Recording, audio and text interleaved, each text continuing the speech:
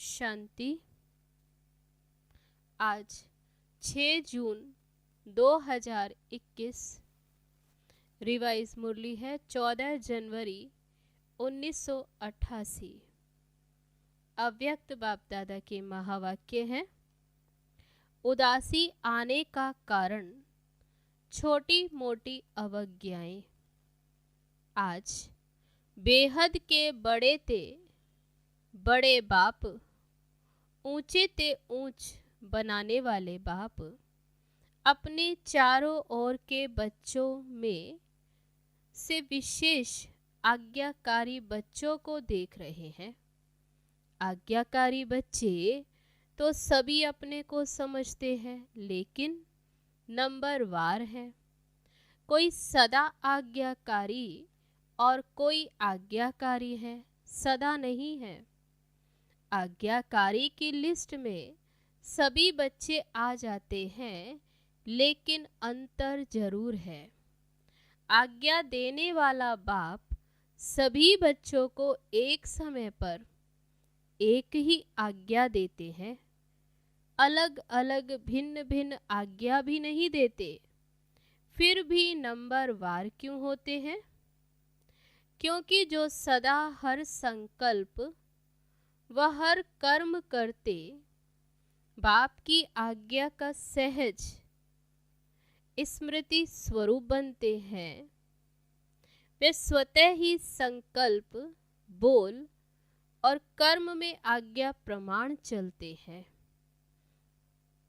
और जो स्मृति स्वरूप नहीं बनते, उनको फिर बार बार स्मृति लानी पड़ती है। कभी स्मृति के कारण आज्ञाकारी बन चलते हैं और कभी चलने के बाद फिर आज्ञा याद करते, क्योंकि आज्ञा की स्मृति स्वरूप नहीं। जो श्रेष्ठ कर्म का प्रत्यक्ष फल मिलता है, वह प्रत्यक्ष फल की अनुभूति ना होने के कारण कर्म के बाद याद आता है कि यह रिजल्ट क्यों हुई। कर्म के बाद चेक करते तो समझते हैं जो जैसी बाप की आज्ञा है, उस प्रमाण ना चलने के कारण जो प्रत्यक्ष फल अनुभव हो वह नहीं हुआ। इसको कहते आज्ञा के स्मृति स्वरूप नहीं है, लेकिन कर्म के फल को देखकर स्मृति आई कि हम आज्ञानुसार नहीं किया। तो नंबर 1 है सहज स्वतः स्मृति स्वरूप आज्ञाकारी, और दूसरा नंबर है कभी स्मृति से कर्म करने वाले। तब आपने कहा नंबर 1 है सहज स्वतः स्मृति स्वरूप आज्ञाकारी, और दूसरा नंबर है कभी स्मृति से कर्म करने वाले, और कभी कर्म के बाद फिर स्मृति में आने वाले। तीसरे नंबर की तो बात ही छोड़ दो। 2 मालाएं हैं। बाबा ने कहा 2 मालाएं, पहली छोटी माला है और दूसरी बड़ी माला है। तीसरों की तो माला ही नहीं रही, उनकी तो माला ही नहीं है, इसलिए 2 ही बात कर रहे हैं। 2 मालाओं की बात है। एक है सहज स्वतः स्मृति स्वरूप आज्ञाकारी। बाबा कहते ये माला छोटी है। आज्ञाकारी नंबर 1 सदा अमृत वेले से रात तक सारे दिन की दिनचर्या के हर कर्म में आज्ञा प्रमाण चलने के कारण हर कर्म में मेहनत नहीं अनुभव करते, लेकिन आज्ञाकारी बनने का विशेष फल बाप के आशीर्वाद की अनुभूति करते हैं। क्योंकि आज्ञाकारी बच्चे के ऊपर हर कदम में बाप दादा के दिल की दुआएं साथ हैं, इसलिए दिल की दुआओं के कारण हर कर्म फलदायी होता है। क्योंकि कर्म बीज है और बीज से जो प्राप्ति होती है वह फल है। तो नंबर 1 आज्ञाकारी आत्मा का हर कर्म रूपी बीज शक्तिशाली होने के कारण, बाबा कहते हर कर्म रूपी बीज शक्तिशाली होने के कारण हर कर्म का फल अर्थात संतुष्टता, सफलता प्राप्त होती है। संतुष्टता अपने आप से भी होती और कर्म के रिजल्ट से भी होती और अन्य आत्माओं के संबंध संपर्क से भी होती। नंबर 1 आज्ञाकारी आत्माओं के तीनों ही प्रकार की संतुष्टता स्वतः और सदा अनुभव होती है। कई बार कई बच्चे अपने कर्म से स्वयं संतुष्ट होते हैं कि मैंने बहुत अच्छा विधि पूर्वक कर्म किया, लेकिन कहाँ सफलता रूपी फल जितना स्वयं समझते हैं उतना दिखाई नहीं देता, और कहाँ फिर स्वयं भी संतुष्ट, फल में भी संतुष्ट, लेकिन संबंध संपर्क में संतुष्ट नहीं होते हैं। तो इसको नंबर 1 आज्ञाकारी नहीं कहेंगे। बाबा कहते नंबर 1 आज्ञाकारी तीनों ही बातों में संतुष्टता अनुभव करेगा। वर्तमान समय के प्रमाण कई श्रेष्ठ आज्ञाकारी बच्चों द्वारा कभी कभी कोई आत्माएं अपने को असंतुष्ट भी अनुभव करती। आप सोचेंगे ऐसा तो कोई नहीं है जिससे सभी संतुष्ट हों। कहते ऐसा तो कोई भी नहीं है, कोई ना कोई तो असंतुष्ट हो भी जाते, लेकिन वे कई कारण होते हैं। अपने कारण को ना जानने के कारण मिसअंडरस्टैंड कर देते। दूसरी बात, अपनी बुद्धि प्रमाण बड़ों से चाहना और इच्छा ज्यादा रखते हैं, और वे इच्छा जब पूर्ण नहीं होती तो असंतुष्ट हो जाते। तीसरी बात, कई आत्माओं के पिछले संस्कार, स्वभाव और हिसाब किताब के कारण भी जो संतुष्ट होना चाहिए वह नहीं होते। इस कारण नंबर 1 आज्ञाकारी आत्मा का व श्रेष्ठ आत्माओं द्वारा संतुष्टता ना मिलने का कारण होता नहीं है, लेकिन अपने कारणों से असंतुष्ट रह जाते। इसलिए कहाँ कहाँ दिखाई देता है कि हर एक से कोई असंतुष्ट है, लेकिन उसमें भी मेजॉरिटी 95% के करीब संतुष्ट होंगे, 5% असंतुष्ट दिखाई देते। तो नंबर 1 आज्ञाकारी बच्चे तीनों ही रूप से संतुष्ट अनुभव करेंगे और सदा आज्ञा प्रमाण श्रेष्ठ कर्म होने के कारण हर कर्म करने के बाद संतुष्ट होने कारण कर्म बार बार बुद्धि को, मन को विचलित नहीं करेगा कि मैंने ये कर्म ठीक किया व नहीं किया। और सेकंड नंबर वाले को कर्म करने के बाद कई बार मन में ये संकल्प चलता कि पता नहीं ठीक किया व नहीं किया, जिसको आप लोग अपनी भाषा में कहते हो मन खाता है कि ठीक नहीं किया।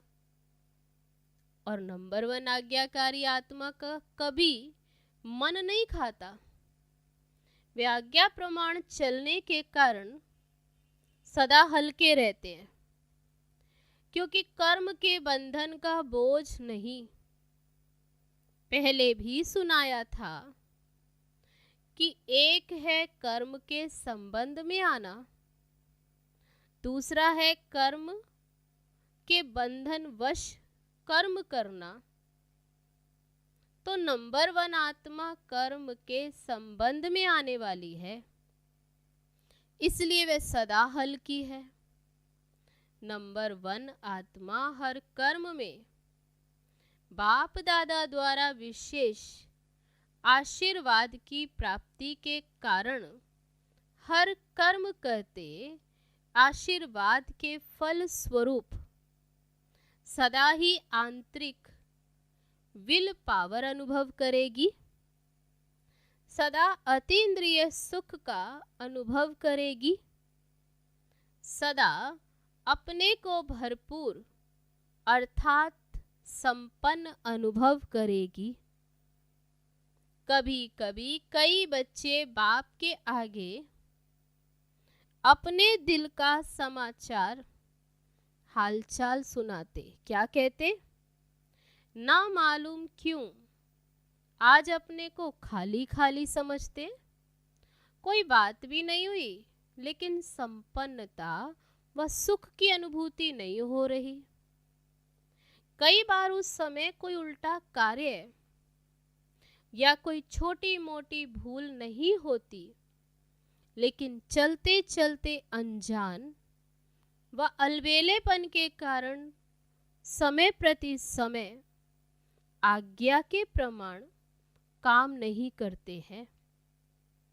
तो पहले समय की अवज्ञा का बोझ किसी समय अपनी तरफ खींचता, जैसे पिछले जन्मों के कड़े संस्कार स्वभाव कभी कभी ना चाहते भी अपनी तरफ खींच लेते हैं। वह है पिछला हिसाब किताब, और यह है वर्तमान जीवन का हिसाब, क्योंकि कोई भी हिसाब चाहे वह इस जन्म का है चाहे पिछले जन्म का, लगन की अग्नि स्वरूप स्थिति के बिना वह भस्म नहीं होता। सदा अग्नि स्वरूप स्थिति, तब बाबा ने कहा अग्नि स्वरूप स्थिति अर्थात शक्तिशाली याद की स्थिति, बीज रूप लाइट हाउस माइट हाउस स्थिति सदा ना होने के कारण हिसाब किताब को भस्म नहीं कर सकते। इसलिए रहा हुआ हिसाब अपनी तरफ खींचता है। उस समय कोई गलती नहीं करते हो कि पता नहीं क्या हुआ, कभी मन नहीं लगेगा याद में सेवा में, व कभी उदासी की लहर होगी। एक होता है ज्ञान द्वारा शांति का अनुभव, और दूसरा होता है बिना खुशी बिना आनंद के सन्नाटे की शांति। वह बिना रस के शांति होती है। सिर्फ दिल करेगा कहाँ अकेले में चले जाएं, बैठ जाएं। ये सब निशानियां हैं कि कोई न कोई अवज्ञा की है। कर्म का बोझ खींचता है। अवज्ञा एक होती है पाप कर्म करना व कोई बड़ी भूल करना, और दूसरी छोटी छोटी अवज्ञाएं भी होती हैं। जैसे बाप की आज्ञा है अमृत वेले विधि पूर्वक शक्तिशाली याद में रहो, तो अमृत वेले अगर इस आज्ञा प्रमाण नहीं चलते तो उसको क्या कहेंगे? आज्ञाकारी या अवज्ञा? हर कर्म कर्म योगी बन करके करो। बाबा कहते कर्म योगी, निमित्त भाव से करो, निर्माण बनकर करो, ये आज्ञाएं हैं। ऐसे तो बहुत बड़ी लिस्ट है, लेकिन दृष्टांत की रीति में सुना रहे हैं। दृष्टि वृत्ति सबके लिए आज्ञा है ना। इन सब आज्ञाओं में से कोई भी आज्ञा विधि पूर्वक पालन नहीं करते तो इसको कहते हैं छोटी मोटी अवज्ञाएं। ये खाता अगर जमा होता रहता है तो जरूर अपनी तरफ खींचेगा ना। इसलिए कहते हैं कि जितना होना चाहिए फिर उतना नहीं होता। जब पूछते हैं ठीक चल रहे हो तो सब कहेंगे हाँ, और जब कहते कि जितना होना चाहिए उतना है तो फिर सोचते हैं। इतने इशारे मिलते हैं, नॉलेजफुल होते फिर भी जितना होना चाहिए उतना नहीं होता। कारण? बाबा पूछते कारण क्या? पिछला व वर्तमान बोझ वे डबल लाइट बनने नहीं देता। कभी डबल लाइट बन जाते और कभी बोझ नीचे ले आता। सदा अतीन्द्रिय सुख व खुशी संपन्न शांत स्थिति अनुभव नहीं करते।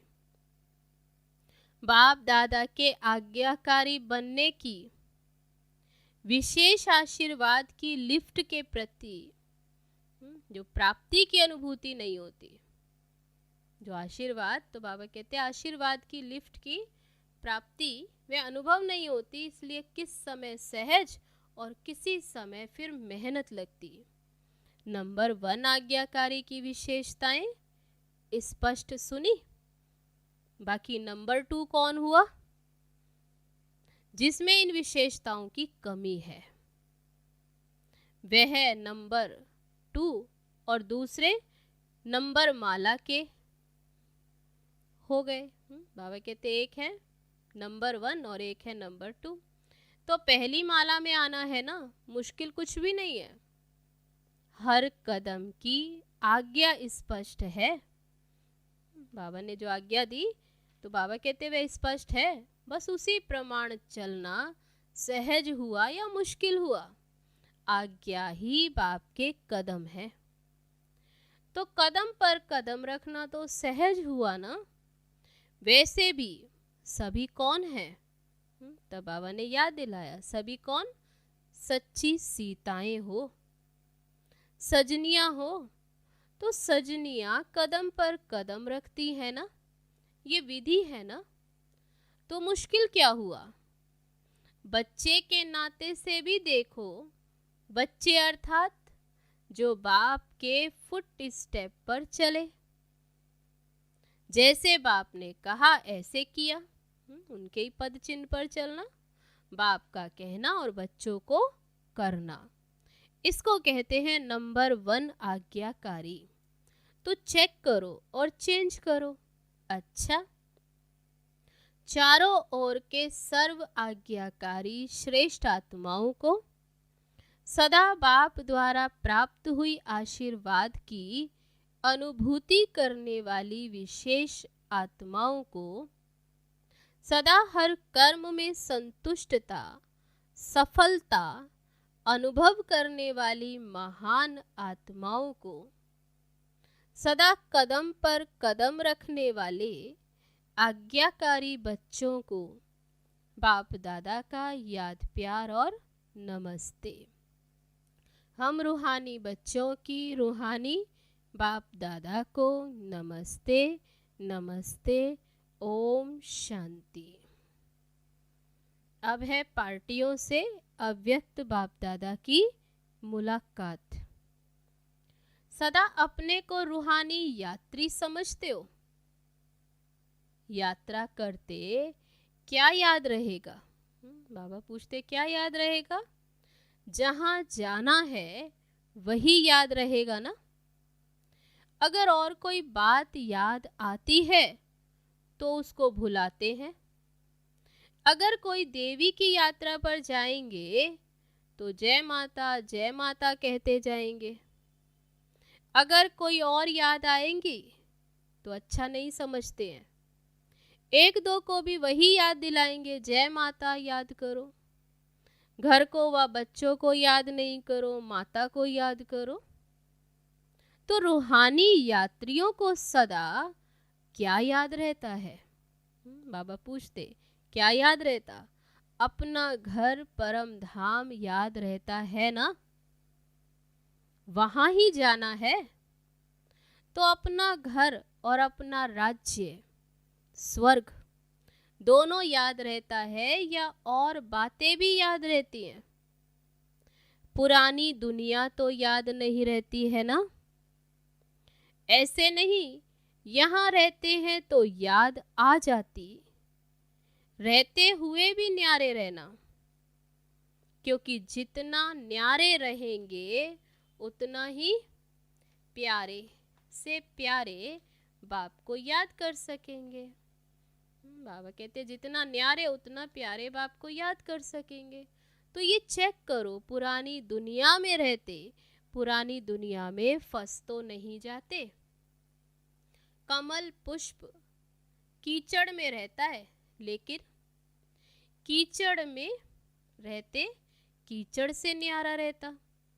तो सेवा के लिए रहना पड़ता है, मोह के कारण नहीं। बाबा कहते भले परिवार में रहते लेकिन मोह के कारण नहीं, सेवा के लिए। तो माताओं को मोह तो नहीं है।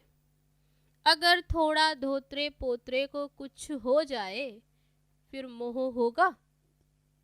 अगर वे थोड़ा रोए तो आपका भी मन थोड़ा रोएगा। बाबा कहते ऐसा है क्या?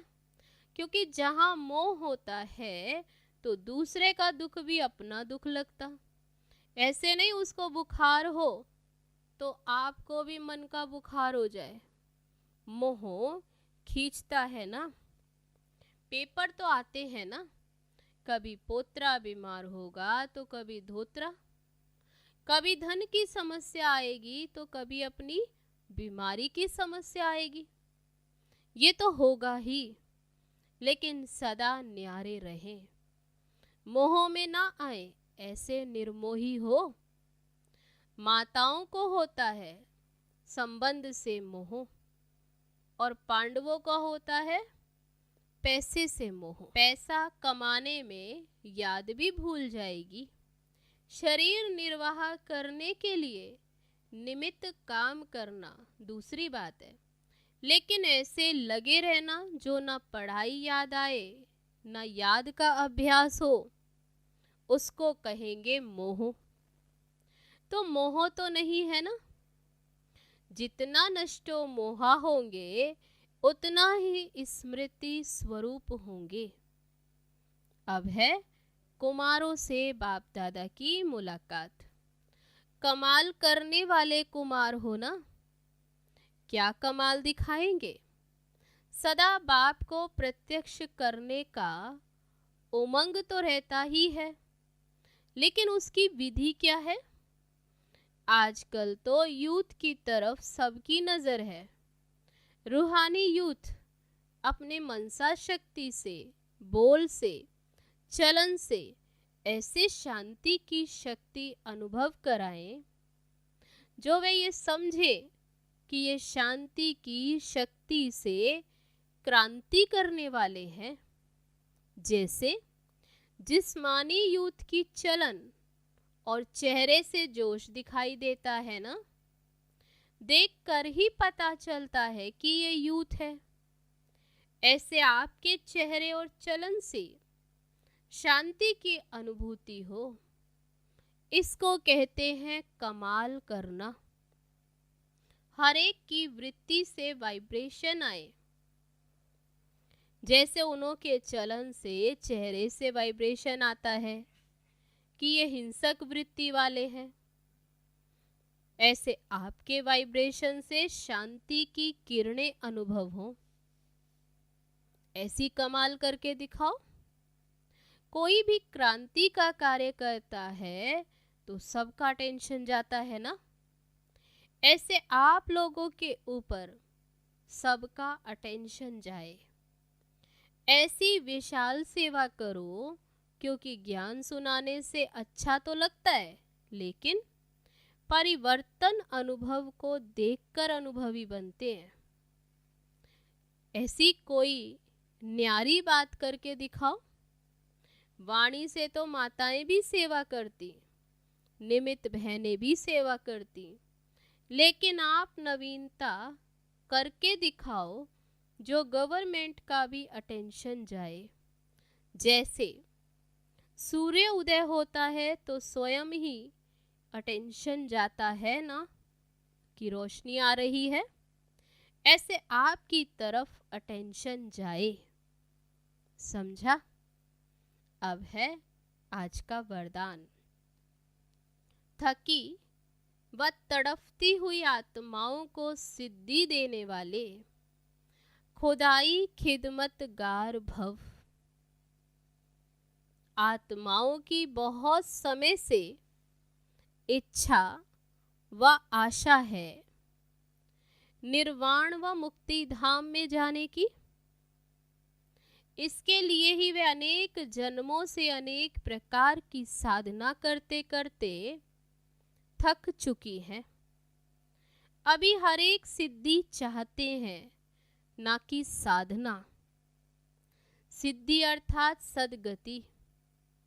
तो ऐसी तड़पती हुई, थकी हुई प्यासी आत्माओं की प्यास बुझाने के लिए आप श्रेष्ठ आत्माएं अपने साइलेंस की शक्ति व सर्व शक्तियों से 1 सेकंड में सिद्धि दो, तब कहेंगे खुदाई खिदमतगार। अब है आज का स्लोगन। कमजोर संस्कार ही माया के आने का चोर गेट है, अब यह गेट बंद करो। अच्छा, ओम शांति।